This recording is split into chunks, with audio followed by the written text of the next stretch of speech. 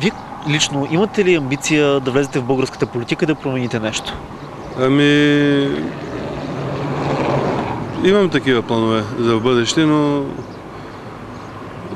още не сме озрели за това начинание. Нямаме достатъчно кадри. Как се виждате, на каква позиция в българската политика? Ами, на каква позиция? Нещо като омбудсман в ромските среди. Значи може да решавате проблемите им техните. Ами да, смятам, че мога да ги решавам с помощта на държавата, с помощта на европейските организации. Мисля, че може. По какъв начин смятате да пресечете тази практика? С продажбата и купуването на гласове? Вече работим по този проблем на доброволни начала в цялата страна, почти всички села, общини.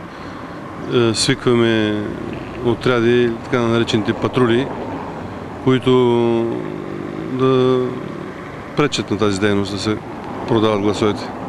Значи ще правите ромски патрули, така ли? Да, вече имаме няколко изградени. В момента даже им провеждаме семинари.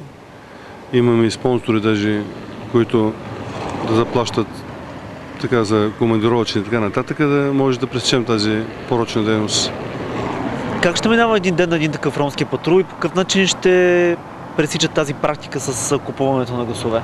С сигнали на по-висши инстанции, с организация, с координация. Ние се познаваме повечето и ще опитаме да ги стресираме, да ги сплашиме. Какво очаквате да постигнат точно тези ромски патрули? Да може да пресечат тази дейност на покупка-продажба на гласове, защото така пречат на цялото общество, пречат на собствените си избраници. Ще им се дава ли така насока към кого да гласуват, за кого е по-добре? Имат ли такава дейност тези патрули също? Не, няма такава дейност. Свободно. Всеки, кой както желае, стига по съвест да го направи, не за пари. Колко патрула според вас трябва да има в цялата страна?